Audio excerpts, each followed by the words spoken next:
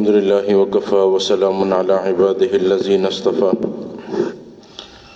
الحمد لله وحده والصلاة والسلام على من لا نبي بعده ولا رسول بعده ولا معصوم بعده ولا أمة بعد أمتي ولا كتاب بعد كتابي. أما بعد، أعوذ بالله من الشيطان الرجيم. بسم الله الرحمن الرحيم. من عمل صالحا من ذكر أو أنثى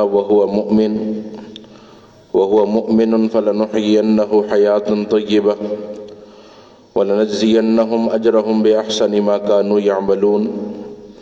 قال النبي صلى الله عليه وآله وسلم: الكيس من دان نفسه وعمل لما بعد الموت، والعاجز من أتبع نفسه هواها وتمنى على الله، أو كما قال صلى الله عليه وآله وسلم. سبحانك لا علم لنا إلا ما علمتنا إنك أنت العليم الحكيم. اللهم صل على محمد في أول كلامنا، اللهم صل على محمد في أوسط كلامنا، اللهم صل على محمد في آخر كلامنا. درود شریف پڑھ. اللهم صل على محمد عبدك ورسولك وصل على المؤمنين والمؤمنات والمسلمين والمسلمات. آج سے کچھ عرصہ پہلے ہم استقبال رمضان کے حوالے سے بات کر رہے تھے کہ یہ ماہ مقدس آ رہا ہے. اللہ رب العزت ہم سب کو عبادات کی توفیق دے، روزوں کی، نماز کی، تراویح کی، تلاوت کی. اور آج الحمدللہ یہ ماہ مقدس مکمل ہو چکا. اللہ رب العزت نے جن جن اعمال کی توفیق دی ہے، اللہ رب العزت وہ سارے اعمال قبول فرما لے. اللہ ہماری نمازیں قبول فرما لے، ہمارے روزے قبول فرما لے، ہمارا قیام تراویح قبول فرما لے. جس جس انسان کو جس جس عمل کی اللہ رب العزت نے توفیق دی ہے، اللہ رب العزت ان سارے اعمال کو قبول فرما لے. اصل معاملہ عمل کرنے کا نہیں ہوتا، عمل بچانے کا ہوتا ہے. اللہ رب العزت نے قرآن میں فرمایا: من جاء بالحسنۃ فلہ عشر امثالھا. جو نیکی ہمارے پاس لے کر آئے گا ہم اسے 10 گنا دیں گے. من عمل بالحسنہ نہیں فرمایا جو نیکی کرے گا اسے 10 گنا دیں گے، یہ نہیں فرمایا. فرمایا جو نیکی ہمارے پاس لے کر آئے گا. تو کہاں لے کے جانی ہے؟ اللہ رب العزت کے سامنے آخرت کے دن.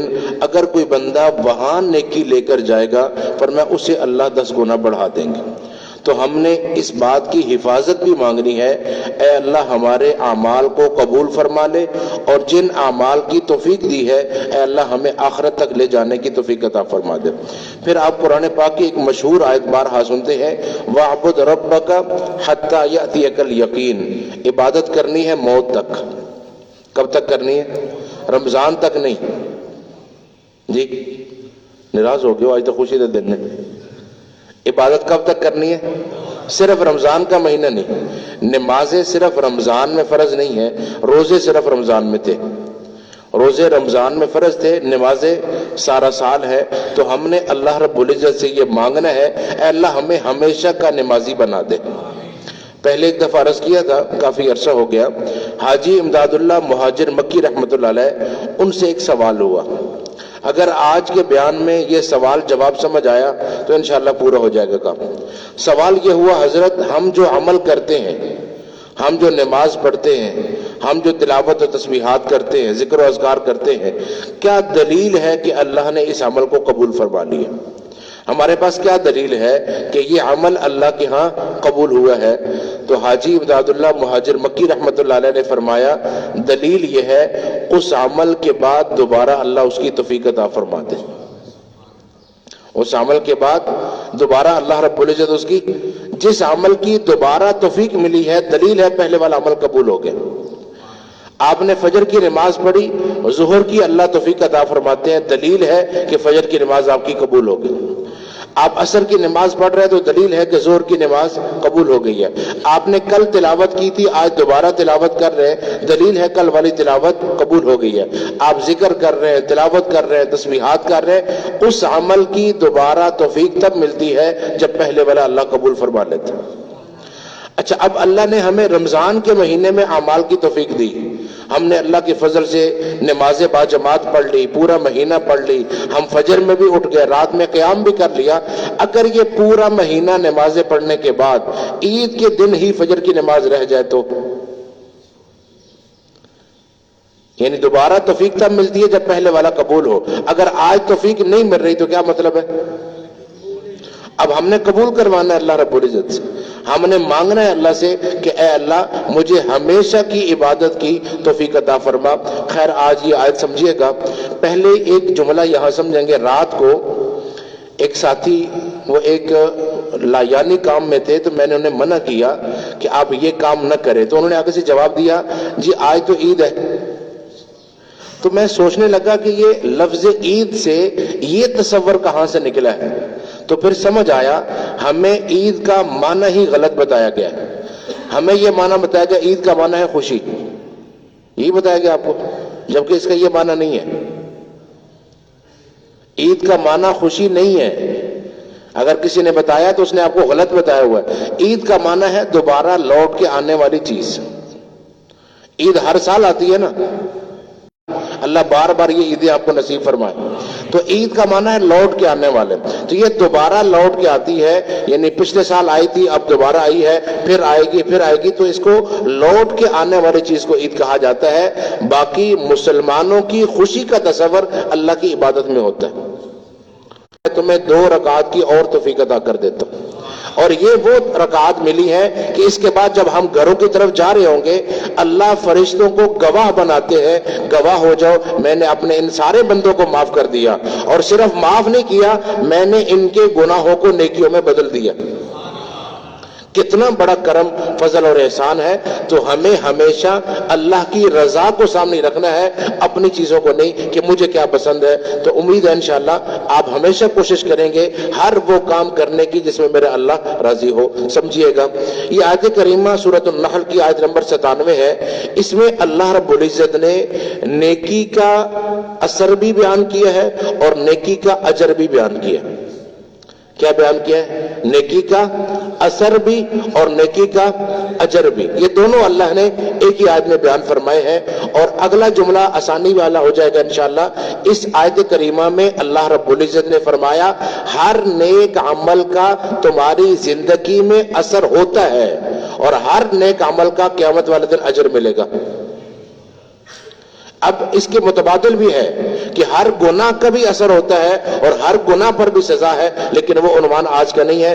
آج صرف یہ بات سمجھنی ہے ہر نیکی کا اثر ہوتا ہے اور ہر نیکی کا اجر ہوتا ہے۔ اثر کا تعلق آپ کی اس زندگی کے ساتھ ہے۔ آپ یہ کبھی نہ سمجھے کہ میں نماز پڑھوں گا تو صرف میری آخرت سنورے گی، میں تلاوت کروں گا تو صرف اللہ آخرت میں اجر عطا کریں گے، ایسا نہیں۔ آپ کی ہر نیکی کا اثر آپ کی زندگی میں ہے، اور آپ کی ہر نیکی کا اجر اللہ نے قیامت والے دن رکھا ہے۔ اللہ فرما رہے ہیں من عمل صالحا من ذکر او انثى وهو مؤمن، فرمایا جو بھی نیک عمل کرے، مرد ہو یا عورت ہو، ایمان والا ہو، کیا بولیے گا، کیا ہو؟ ایمان والا ہو۔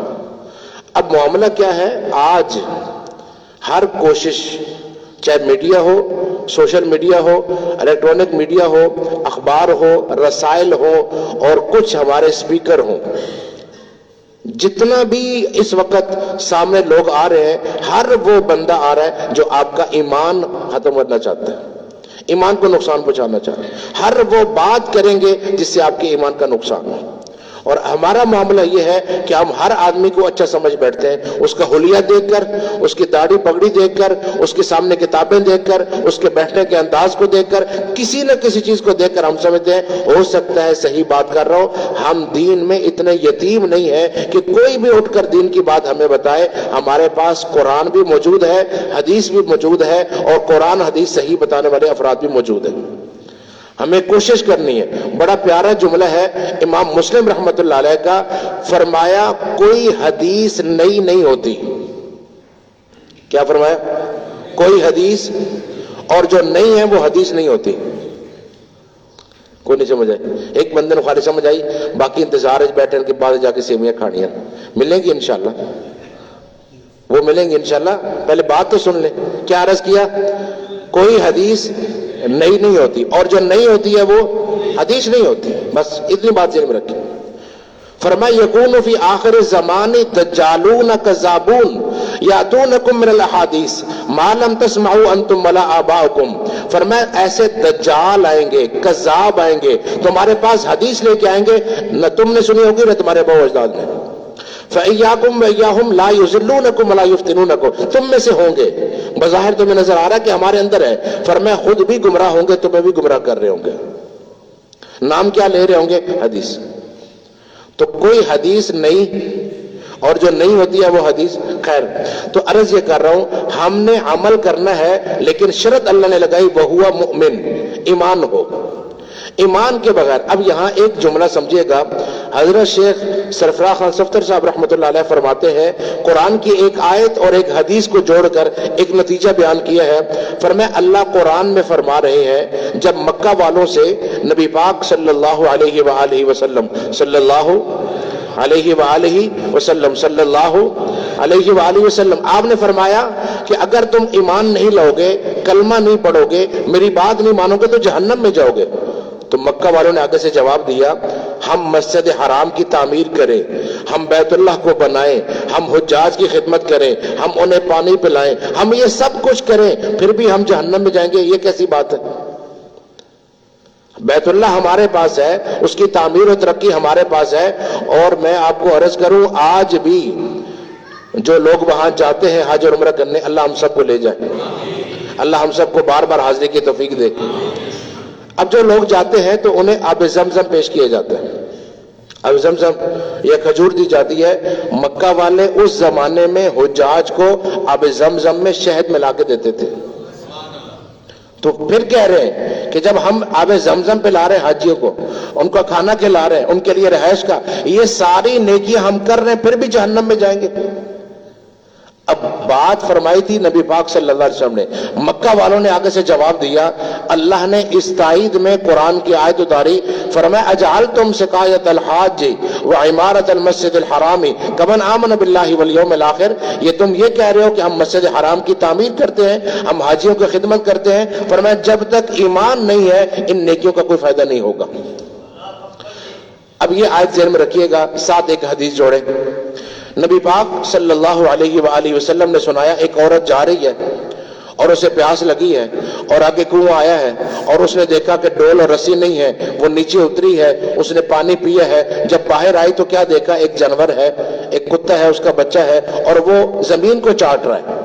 تو اسے لگا کہ اسے بھی پیاس ہے اور اس کا بھی وہی حال ہوگا جو میرا تھا. یہ دوبارہ کنویں میں اتری ہے اور پانی بھرا ہے اپنے موزے کے اندر اور اس جانور کو پانی پلایا ہے. اس پانی پلانے پر اللہ نے اسے معاف کر دیا. یہ دو چیزیں ذہن میں آ گئی. اب نتیجہ سمجھیے گا. حضرت فرماتے ہیں اگر آدمی میں ایمان نہ ہو، وہ مسجد حرام کی تعمیر کرے تب بھی جنت میں نہیں جائے گا، اور اگر ایمان ہو اپنے محلے کی مسجد میں اینٹ دے دے تب بھی اللہ جنت میں گھر بنا دیں گے. فرمایا ایمان نہ ہو حاجیوں کو پانی پلائے تب بھی بخشش نہیں ہے، اور ایمان ہو ایک جانور کو پانی پلائے تب بھی اللہ معاف کر دیتے. تو دلیل کیا چیز سمجھ آئی؟ ہمیں ضروری کیا ہے؟ ایمان. اللہ کی ساری نعمتیں حق ہے لیکن سب سے بڑی نعمت ہے ایمان. سب سے بڑی نعمت کیا ہے؟ ایمان. کوئی بندہ آپ کے ایمان کو نقصان نہ پہنچانا چاہے، اور کبھی یہ نہ ہو جس بندے نے آپ کو شک میں ڈالا ہے حقیقت میں آپ کے ایمان کا دشمن ہے. شک پیدا کرنے والا کبھی آپ کے ایمان کا تحفظ نہیں کر سکتا. تو اللہ نے فرمایا عمل کرو، شرط یہ ہے ایمان ہو. کیا ہو؟ ایمان. اب سمجھیے گا اللہ نے اثر کیا بیان فرمایا؟ نیکی کا. اب عمل عام ہے، نماز بھی ہے، روزہ بھی ہے، حج بھی ہے، زکوٰۃ بھی ہے، تلاوت و تسبیحات بھی ہے، اپنے آپ کو گناہ، سارے نیک اعمال اس میں داخل ہے. فرمایا اس کا اثر کیا ہوگا؟ فَلَنُحْيِيَنَّهُ حَيَاةً طَيِّبَةً. اللہ فرما رہے ہیں میں تمہیں پاکیزہ زندگی عطا کر دوں گا. اب قرآن کی آیت تو اتنا آئی کہ پاکیزہ زندگی ملے گی. اب جب یہ صحابہ اکرام کی تفاسیر آپ دیکھیں گے تو اندازہ ہوگا فَلَنُحْيِيَنَّهُ حَيَاةً طَيِّبَةً، نیک اعمال کا اثر کتنا ہے. تو عبداللہ بن عباس رضی اللہ تعالی عنہما فرماتے ہیں جب بندہ نیک عمل پر آ جاتا ہے اللہ اس کے لیے رزق حلال کو آسان کر دیتے ہیں. فَلَنُحْيِيَنَّهُ حَيَاتًا طَيِّبَةً کا ترجمہ عبداللہ بن عباس رضی اللہ تعالیٰ عنہما فرما رہے ہیں، اور یہ اس امت کے بڑے مفسر قرآن میں ہیں. 13 سال کی عمر میں یہ مقام حاصل ہو گیا تھا کہ فاروق اعظم رضی اللہ تعالیٰ اپنے ساتھ بٹھاتے تھے. اس علم کی وجہ سے جو دعا نبی پاک صلی اللہ علیہ وسلم نے ان کو دی. وہ کیا ترجمہ کر رہے ہیں؟ اللہ اس بندے کے لیے رزق حلال کو آسان کر دیتے ہیں. اب یہ ایک جملہ نہیں ہے کہ رزق حلال آسان ہو گیا تو کیا ہوا، کمانا آسان، کھانا آسان، اور اس رزق حلال کے بعد اعمال کی توفیق مل جانا. یا ایھا الرسل کلوا من الطیبات واعملوا صالحا، اے انبیاء تم نیک عمل کرو، کلوا من الطیبات پاکیزہ کھاؤ، واعملوا صالحا نیک عمل کرو. تو اس حلال کھانے کو اللہ نے نیک عمل کے ساتھ جوڑا ہے. عبداللہ بن عباس رضی اللہ تعالیٰ عنہ فرما رہے ہیں جو آدمی عمل کرے گا اللہ اس کے لیے رزق کے معاملات کو آسان کر دیں گے، اور اللہ اس جگہ رزق عطا کریں گے جہاں گمان بھی نہیں ہوگا کہ یہاں بھی کچھ مل سکتا ہے. حبیب بن زید رضی اللہ عنہ کا واقعہ مشہور ہے نا، بند ہے ایک جگہ پہ، پنجرے کے اندر بند ہے، اور مکہ میں انگوروں کا نام و نشان نہیں ہے، لیکن وہ اس بند پنجرے کے اندر انگور کھا رہے ہیں. اب یہ انگور کہاں سے آ گئے کہ مکہ میں اس وقت نام و نشان نہیں تھا، اور اس پنجرے میں اللہ ان کو انگور کھلا رہے. تو جب آپ نیک عمل کر رہے ہوتے ہیں پھر اللہ آپ کے رزق کو حلال اور آسان کر دیتے ہیں. دوسرا ترجمہ حضرت حسن بصری رحمۃ اللہ علیہ کا، یہ حضرت علی رضی اللہ عنہ کے شاگرد ہیں، فرمایا فَلَنُحْيِيَنَّهُ حَيَاتًا طَيِّبَةً، اللہ پاکیزہ زندگی عطا کرتے ہیں. فرمایا اللہ ہر اس عمل کی توفیق دے دیتے ہیں جس سے اللہ راضی ہو، ہر اس عمل کی توفیق مل جاتی ہے جس سے اللہ راضی ہو جاتا ہے. اور تیسرا معنی، 5 معنی کیے گئے ہیں لیکن آج صرف 3 ہی عرض کرنے ہیں. تیسرا معنی حضرت علی رضی اللہ تعالیٰ عنہ کا، لیکن حضرت مجاہد رحمۃ اللہ علیہ نقل فرما رہے ہیں فَلَنُحْيِيَنَّهُ حَيَاتًا طَيِّبَةً، فرمایا اللہ قناعت کی توفیق دے دیتے ہیں. کیا مطلب؟ جتنا اللہ نے اس کو دیا ہے اس پر یہ راضی ہو جاتے ہیں. اب اس کا کیا فائدہ ہوگا؟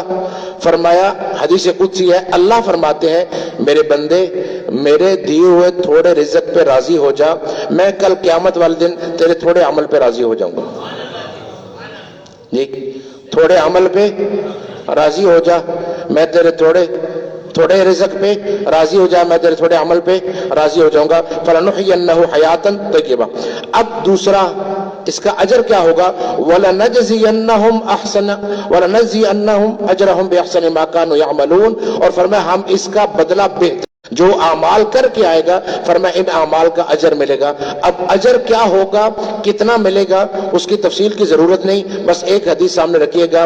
حضرت سعد بن معاذ رضی اللہ عنہ کی شہادت ہوئی، اور نبی پاک صلی اللہ علیہ وسلم نے ارشاد فرمایا سعد کو اللہ نے جنت صاف کرنے کے لیے جو رومال دیا ہے وہ تمہاری ساری دنیا سے زیادہ قیمتی. یہ ابھی سارا اجر نہیں ہے، یہ ان کا رزق اور کھانا، ان کی رہائش نہیں ہے، ہاتھ صاف کرنے والا رومال ہے. تو جو پہلے کھایا ہے کہ ہاتھ صاف کرنے کی ضرورت پیش آئی وہ کیسا اعلیٰ ہوگا. تو فرمایا اللہ رب العزت نے نیک عمل کرو، اس کا اثر ہوگا تمہاری زندگی پر اور اس کا اجر ہوگا قیامت والے دن. اب 1-2 سوال سمجھیے گا. ہم کہتے ہیں، ہمارا ایک مزاج بنا ہوا ہے کہ میں نیک عمل تو کرتا ہوں، جیسے فرمایا نا کہ اگر ہم نماز پڑھیں ان الصلاۃ تنہا عن الفحشاء والمنکر، نماز بے حیائی اور برائی سے روکتی ہے. تو عام طور پہ ہمارے ذہن میں ایک سوال آتا ہے کہ میں نماز پڑھتا ہوں لیکن گناہ سے نہیں رک سک رہا، نماز بھی پڑھتا ہوں اور گناہ سے رک نہیں رہا. تو ایک عالم کے پاس ایک بندہ آیا، اس نے کہا حضرت آپ نے جمعے میں یہ بیان کیا کہ اگر نماز پڑھی جائے تو آدمی گناہ نہیں کر سکتا، گناہ سے نماز روک لیتی ہے. میں کسی کی بات نہیں، میں اپنی بات عرض کر رہا ہوں کہ میں نماز بھی پڑھتا ہوں لیکن گناہ سے نہیں رک رہا، گناہ پھر مجھ سے ہو جاتے ہیں. تو اب عام طور پہ ہمارے ذہن میں یہ آتا ہے کہ نماز بھی پڑھ رہا ہوں، گناہ سے نہیں روک رہا، تو چلو خیر ہے، جیسے ہو رہا ہے چلتا رہے. لیکن چونکہ علماء جانتے ہیں کس بندے کو کیا جواب اور کس وقت کیا جواب صحیح ہے، یہ بہت ضروری ہوتا ہے. تو جواب میں ارشاد فرمایا بھائی یہ بتاؤ ابھی تم نے کون سی نماز پڑھی ہے؟ انہوں نے کہا جی جمعہ پڑھا ہے آپ کے ساتھ۔ فرمایا اچھا اب صرف اتنا بتانا ہے تم نے مجھے کہ جمعے کا غسل کرنے سے لے کر جمعہ پڑھ کے اب میرے پاس آنے تک کتنا وقت گزر چکا ہے؟ اس نے کہا جی 2-2.5 گھنٹے گزر چکے ہیں۔ فرمایا ان 2-2.5 گھنٹوں میں جو گناہ کیا وہ بتاؤ۔ کہا جی وہ تو کوئی نہیں ہے۔ فرمایا نماز نے روکا یا نہیں؟ روکا نماز نے یا نہیں؟ رک گیا نا۔ دیکھیں نا غسل کیا، ابھی جب آپ تیار ہوئے، ہمارے ہاں بعض باتیں لوگوں نے مشہور کی ہیں لیکن اس کا کچھ نہ فائدہ بھی آ جاتا ہے۔ کہتے ہیں وضو کیا ہونا تو بندہ گالی زبان سے نہیں نکالتا، کہتا ہے جی میں نے وضو کیا ہوا، جی خیال کرتا ہے کہ میں نے وضو کیا ہوا اس لیے۔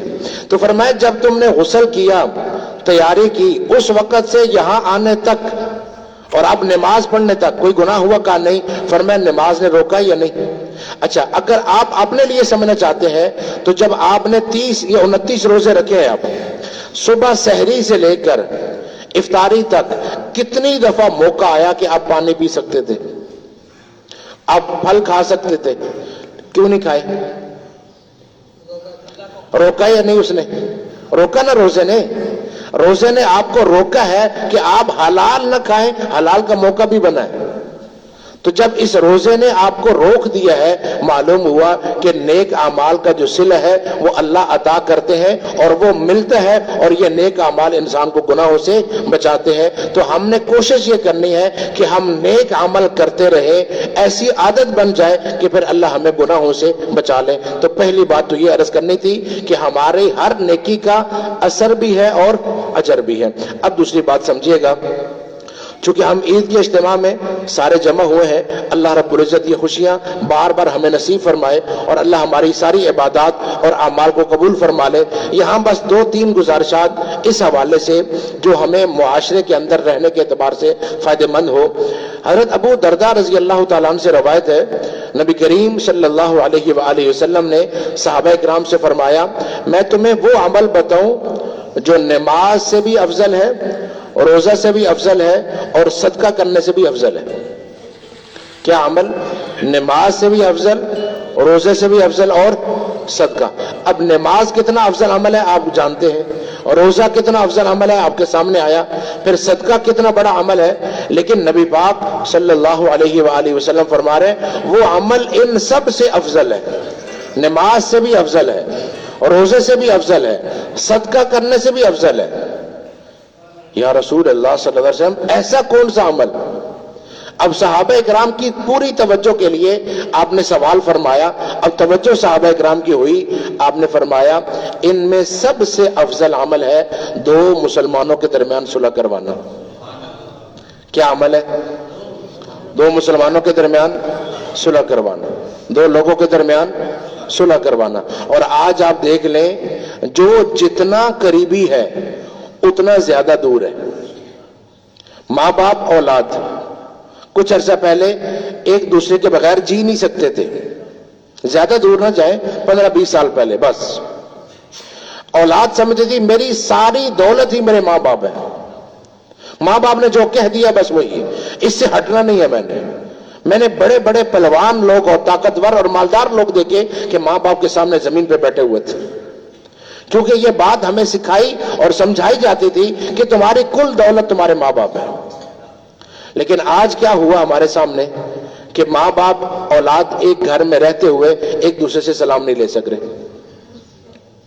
جی ایسا ہے یا نہیں؟ میرے پاس اب ظاہر سی بات ہے، بات چونترا کی کر رہا ہوں تو چونترا سے کسی نے پوچھا، اور آپ حیران رہ جائیں گے کہ وہ بندہ جس کی والدہ یہ بات کہہ رہی ہے ایسا بھی نہیں کہ کوئی بے دین ہے یا اس نے کبھی نماز نہیں پڑھی یا کبھی دین میں نہیں بیٹھا، بات بھی سنتا ہے، سمجھتا بھی ہے، بیان میں بھی آتا ہے، ساری چیزیں ہیں۔ اس کی والدہ مجھ سے یہ کہنے آئی ہے کہ میرے بیٹے کو اتنا کہہ دیں کہ مجھے فریج سے ایک ٹھنڈے پانی کی بوتل لینے دیا کرے، بس اس کے بعد بھی کوئی قیامت دیکھنا باقی۔ حقیقی ماں ہے، کہہ رہی ہے میرا اتنا حق بھی نہیں ہے میرے گھر میں کہ میں اپنی مرضی سے فریج کا دروازہ کھول سکوں، روک دیا جاتا ہے میرا ہاتھ، منع کیا جاتا ہے مجھے اس چیز سے کہ آپ فرج کا دروازہ نہیں کھول سکتے. کیا خیال ہے اس کی نمازیں اس کو جنت میں لے کے جائیں گی؟ یہ جنت میں جا سکتے ہیں جو اپنی والدہ کے ساتھ یہ معاملہ کر رہا ہو؟ پھر آپ دیکھیے قریبی ہیں بہن بھائی، اکٹھے رہے، اکٹھے پلے، اکٹھے رہے، سب کچھ ہوا، آج ایک دوسرے کا چہرہ نہیں دیکھ سکتے. میاں بیوی کو آپ دیکھیں کتنا قریب کا رشتہ ہے لیکن دوریاں ہیں. اب وجہ کیا ہے؟ اگر آپ پیچھے جا کے وجہ تلاش کریں گے تو صرف ایک چیز ملے گی کہ ہمیں اپنے حقوق میں دوسرے پر اعتماد نہیں رہا. صرف ایک وجہ ملے گی. اولاد کو یہ پتہ ہے کہ میرے حقوق میرے ماں باپ پورے نہیں کریں گے، اور ماں باپ کو پتہ ہے کہ میری اولاد میرا حق پورا نہیں کرے گی. میاں کو پتہ ہے کہ بیوی میرے حقوق پورے نہیں کرے گی، اور بیوی کو پتہ ہے میاں نہیں کرے گا. آپ دیکھیں اگر آپ کا بیٹا، آج میں اس لیے مثال دے رہا ہوں کہ آج یہ آپ کو آسانی سے سمجھ آ جائے گی. آپ کا چھوٹا بیٹا ہے 5 سال 6 سال 7 سال 10 سال، اسے کچھ لوگوں نے آ کر عیدی دی، ٹھیک ہے. اب اس نے وہ پیسے اپنے پاس جمع کیے. اب ماں کہہ دیتی ہے یا والد کہہ دیتا ہے بیٹا میرے پاس جمع کروا دو، خرچ نہ ہو جائے، مجھے دے دو کہیں گر نہ جائے، کوئی تم سے لے نہ لے. ٹھیک ہے، تو یہ پیسے کس کے تھے؟ بچے کے تھے. آپ نے لیا یہ کہہ کر کہ گر نہ جائیں، ضائع نہ ہو جائیں، جب چاہیے ہو تو مجھ سے لے لینا. اب جب وہ آیا لینے کے لیے کہ میرے پیسے دے، کیا کرنے ہیں، کیا ضرورت ہے، ابھی لے کے گئے تھے، ابھی ہو گیا، 2-4 دفعہ ہم نے ڈانٹ دیا، اس کے دماغ میں یہ بات کبھی نہیں آئے گی کہ پیسہ میرا تھا، اس نے حق مارا ہے میرا. اگرچہ وہ بیان نہیں کر رہا لیکن اس کے دل میں یہ بات بیٹھ گئی ہے کہ آج کے بعد میں نے پیسہ ان دونوں کو تو کم از کم نہیں دینا. اس کے پیچھے وجہ کون ہے؟ ماں باپ ہے نا. اسی طرح آپ نے اپنے بچے کو پیسے دیے کہ بیٹا بازار سے یہ چیز لاؤ. آپ نے 100 روپے دیا، 50 کی چیز آنی تھی، اس نے واپس آپ کو 30 دیے، کتنے کم ہو گئے؟ 20. آپ نے نہیں پوچھنے کی زحمت کی کہ بیٹا 20 روپے کہاں ہے، کوئی بات نہیں بیٹا ہے، چیز کھالی ہوگی یہ وہ، لیکن ابتدا ہو گئی یہاں سے. آج اس نے 20 روپے مارے ہیں، کل 50 مارے گا، پھر 1000 اور لاکھ مارے گا. اب آپ پوچھ نہیں سکتے، کیوں؟ ابتدا آپ نے کروائی ہے. تو یہ جو ہم نے اپنے معاملات صاف نہیں کیے نا، دیکھیے اب میں چونکہ وقت زیادہ ہو رہا ہے، اس سے بڑی مثال نہیں دے سکتا کہ نبی پاک صلی اللہ علیہ وآلہ وسلم ہجرت میں جا رہے ہیں اور ابو بکر جن ساتھ ہیں، اور ابو بکر وہ جو اپنا سب کچھ لوٹا رہے ہیں آپ پر، اور وہ کہہ رہے ہیں یا رسول اللہ صلی اللہ علیہ وسلم میں نے 2 اونٹنیاں خرید کے رکھی ہیں، ان کا انتظام کیا ہے، ان کو کھلایا پلایا ہے، ایک آپ کے کام آئے گی ہجرت کے سفر میں، ایک میرے کام آئے گی. فرمایا نہیں ابو بکر میں اس کی قیمت دوں گا. کیا یا رسول اللہ میرے ساتھ؟ فرمایا نہیں، معاملات صاف. آپ کا بھائی آپ کے بچوں کو، آپ کے گھر والوں کو آپ کو لے کر گیا گھمانے پھرانے، اس نے سارا جیب سے سارا کچھ خرچ کیا کہ میرا بھائی ہے، میں اس پہ اس کی اولاد پہ خرچ کر رہا ہوں. وہ جاتے وقت بھی خرچ کرتا جا رہا ہے، آتے وقت بھی، اور آپ نے ذرا سا بھی جیب میں ہاتھ نہیں ڈالا کہ بھائی کچھ میرے سے بھی لے لو، آپ نے اتنا خرچ کیا ہے. ہم نے کہا کوئی بات نہیں، بھائی ہے نا، اگلی عید پہ لے کے جائے گا. بولتے نہیں، کیوں؟ انہیں پتہ چل گیا. سمجھ گئے؟ ہم سمجھنے یہ چھوٹے چھوٹے معاملات ہیں. بیوی یہ کہتی ہے کیا ہوا کہ اگر میں نے میاں کے پرس سے پیسے نکالے، میرے ہی تو خامد ہے، لیکن وہ یہ سمجھ گیا ہے کہ آج کے بعد میں نے پرس سامنے نہیں رکھنا. اور اگر خامد بیوی کو کہتا ہے کہ یہ زیور مجھے دو، میں کاروبار میں لگاتا ہوں، مجھے دو میں مکان بناتا ہوں، مجھے دو میں بچوں کا یہ کرتا ہوں، پھر تمہیں بنا کے دے دوں گا، مجھے وہ بندہ دکھانا جس نے بعد میں بنا کے دیا ہو. بیوی کو یہ سمجھ آ گیا کہ اس کی نظر میرے مال پہ ہے. یہ سارے معاملات کس نے خراب کیے ہوئے ہیں؟ ہم نے خود ہی کیے ہوئے ہیں نا. ہر ایک چیز کے ذمہ دار ہم خود ہیں. تو اس لیے آج یہ بات سمجھیں، اور یہ اللہ کا حکم ہے، یا ایھا الذین آمنوا اذا تداینتم بدین الی اجل مسمى فاکتبوہ. یہاں شہر میں تحصیل روڈ کے اوپر ایک دن میں والد فوت ہوا ہے، اور اسی دن میں حقیقی بھائیوں نے اپنے بھائی کو قتل کیا، ایک ہی دن میں. بات کیا تھی؟ اکٹھا بزنس کر رہے تھے، اب والد فوت ہوا تو ایک بھائی نے کہا کہ یہ بزنس سارے کا سارا میرا ہوگا، دوسرے نے کہا کیوں؟ انہوں نے کہا کہ والد کے ساتھ میں لگا رہا تھا. وہ کہتا ہے میں بھی لگا رہا تھا. اب جنازہ والد کا پڑا ہوا ہے اور بیٹے اس بات پہ لڑ رہے ہیں کیونکہ معاملات لکھے ہوئے اور صاف نہیں تھے, اکٹھا جنازہ اٹھ رہے ہیں. بات سمجھ رہے؟ تو آج اس شرم میں نہ رہ کہ میں اپنے بھائی سے معاملہ کروں. بھائی آپ کو صاف کرنا ہے. آپ تحفے میں اپنے بھائی کو 1,00,000 روپے دے دیں, کوئی مسئلہ نہیں, لیکن جب معاملہ ہے تو 100 کا بھی آپ نے حساب لینا ہے. آپ کی اولاد ہے, آپ کی بیوی ہے, خاوند ہے, بھائی ہے, بہن ہے, جو بھی ہے, جہاں معاملہ ہے اس کو لکھنا ہے اور اس کو صاف کرنا ہے. جب معاملات کو ہم صاف نہیں کریں گے تو یہ حالات ہوں گے. پہلی بات تو یہ. اور آخری گزارش سمجھیے گا, اسما بن خارجہ رحمہ اللہ بہت بڑے تابعی ہیں, ولید بن عبد الملک کے دربار میں بیٹھے ہیں اور ولید بن عبد الملک نے ایک سوال کیا ہے ان سے. وہ کہتا ہے کہ حضرت صرف مجھے یہ بات بتا دیں کہ سب سے بہترین انسان کون سا ہوتا ہے. تو انہوں نے آگے سے جواب دیا کہ دیکھو بڑے بڑے لوگ بیٹھے ہیں, صاحب علم بیٹھے ہیں, مجھ سے عمر میں بڑے بھی بیٹھے ہوئے ہیں, تو آپ ان سے پوچھیں. کہ نہیں, اس سوال کا جواب صرف آپ نے دینا ہے, اس سوال کا جواب آپ نے دینا ہے. کہا چلے پھر پوچھ لیں کیا سوال ہے.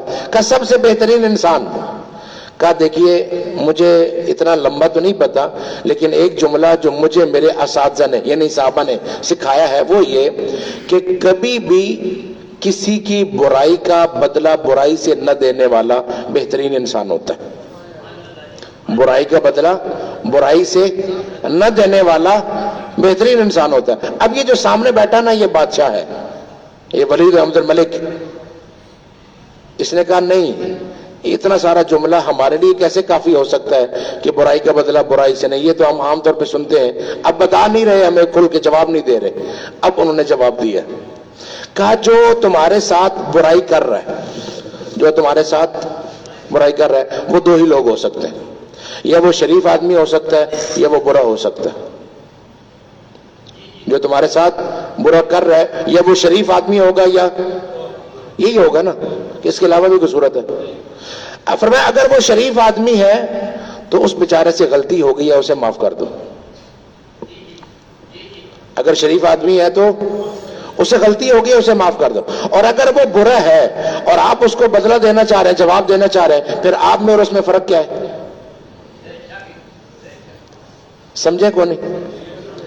اگر شریف آدمی آپ کے ساتھ برائی کر رہا ہے تو اس بیچارے سے غلطی ہوئی ہے, آپ اسے برائی کا جواب نہ دیں, معاف کر دیں, اس سے غلطی ہو گئی ہے. دیکھیں نا, جریر بن عبداللہ بجلی رضی اللہ عنہ آئے ہیں نبی پاک صلی اللہ علیہ وسلم کے پاس بیعت کرنے کے لیے, یمن سے آئے ہیں. ابھی یہ آئے نہیں تھے اندر, آپ صحابہ کرام سے خطاب فرما رہے تھے اور آپ نے فرمایا ابھی ایک بندہ آ رہا ہے جو اس وقت سب سے بہترین انسان ہے, ابھی آئے گا. اور جب یہ جریر بن عبداللہ رضی اللہ اندر آئے تو حال یہ تھا کہ صحابہ کرام سب کے سب ان کو دیکھ رہے تھے.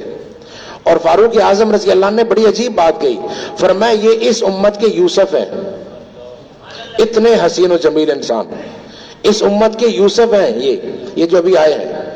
انہیں بھی شک پڑا کہ سارے مجھے کیوں دیکھ رہے ہیں. کہا کیا نبی پاک صلی اللہ علیہ وسلم نے میرا ذکر کیا ہے؟ صحابہ نے کہا ذکر نہیں, بڑا اچھا ذکر کیا ہے. اب جو انہوں نے بات کی ہے نا, میں وہ عرض کرنا چاہ رہا ہوں. کہتے ہیں نبی پاک صلی اللہ علیہ وسلم نے مجھے بیعت کیا نماز پر, روزے پر, زکوٰۃ پر, اور اس بات پر کہ میں ہر مسلمان کے لیے خیرخواہ ہو جاؤں, ہر مسلمان کے لیے خیرخواہ ہو جاؤں, ہر ایک مسلمان کے لیے, وہ کوئی بھی ہے مجھے اس کے لیے. اور ان کو یہ اعزاز حاصل ہے. یہی جریر بن عبداللہ بجلی رضی اللہ تعالیٰ عنہ کہ آپ صلی اللہ علیہ وسلم کسی گھر میں بیٹھے تھے اور آپ بیان فرما رہے تھے, یہ آ گئے اور یہ دروازے میں کھڑے ہوئے, دائیں دیکھا بائیں دیکھا, کوئی جگہ نہیں ہے بیٹھنے کی, کہ ساری جگہ بھر چکی ہے, لوگ بیٹھ چکے ہیں. نبی پاک صلی اللہ علیہ وسلم نے اپنی چادر, اپنی کملی جس کی قسمیں اللہ اٹھا رہے ہیں, آپ نے اسے ایسے طے کیا اور ان کی طرف پھینکا اور فرمایا جریر اسے بچھا کے بیٹھ جاؤ. اور وہ اب صحابی ہیں, انہوں نے چادر لی اپنے سینے سے لگائی اور پھر بوسہ دیا, اور جو جملہ کہا وہ بڑا پیارا ہے. کہا یا رسول اللہ صلی اللہ علیہ وسلم, اللہ آپ کو بھی ایسی عزتوں سے نوازے جیسے آپ نے مجھے عزت عطا کی. اس لمحے پہ آپ نے جملہ فرمایا تھا کہ جب تمہارے پاس کسی قوم کا معزز بندہ آئے تمہیں حق رکھتے ہیں کہ تم اس کو عزت دو. خیر، تو انہوں نے کہا کہ یہ جو بندہ آیا جس نے آپ کے ساتھ برائی کی، اگر تو وہ اچھا آدمی ہے، شریف آدمی ہے، تو اس سے غلطی ہو گئی، آپ اسے معاف کریں، اور اگر وہ برا آدمی ہے اور آپ بدلہ دے رہے ہیں تو پھر آپ دونوں میں فرق کو نہیں ہے. تو آج یہ عزم کریں کہ ہم کسی کی برائی کا بدلہ برائی سے نہیں دیں گے انشاءاللہ. اللہ عمل کی توفیق عطا فرمائے.